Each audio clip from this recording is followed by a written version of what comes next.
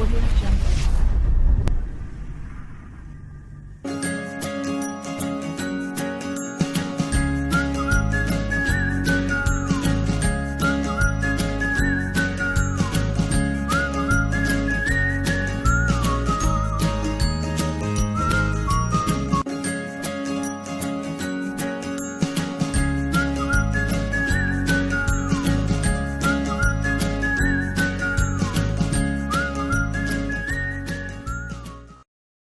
A inscrit sa fille à l'école.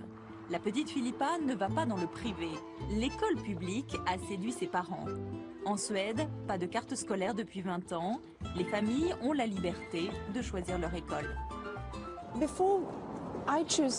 Avant que mon mari et moi nous choisissions cette école, nous avons fait le tour de plein d'établissements lors des journées portes ouvertes. On peut vraiment dire qu'il y a une compétition entre écoles, même publiques, mais ça c'est bon pour le système. Elles doivent veiller à une qualité permanente. Et pour être bon en mathématiques en Suède, on prend le temps d'apprendre par le jeu. La compétition ici n'est pas pour les élèves. Pas de notes jusqu'à leurs 14 ans. Et pourtant, le maître connaît parfaitement le niveau de chaque enfant. Si on les note en permanence, les enfants sont sous pression. Un 0, un autre 0. C'est à ça que ressemblait mon bulletin de notes quand j'étais petit. Et ça me rendait très triste. Et ça, je ne le fais jamais. Le plaisir de la lecture s'apprend en Suède et dans plusieurs langues. Moi, je lis surtout en suédois, mais aussi en anglais.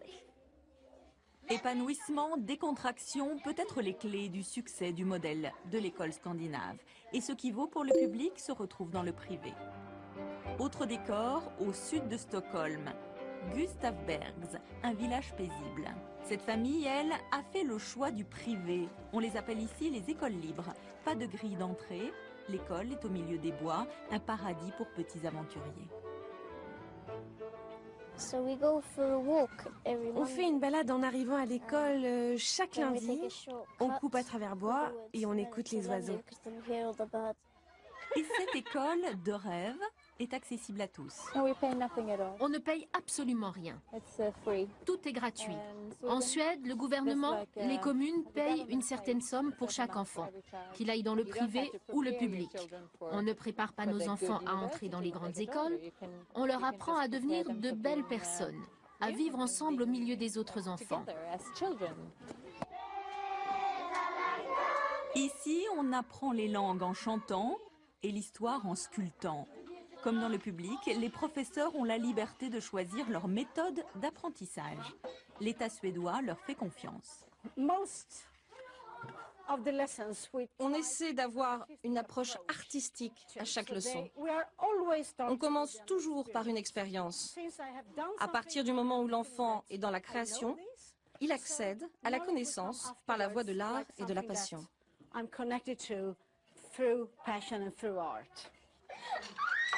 La classe d'histoire égyptienne vient de finir, c'est l'heure de la cantine.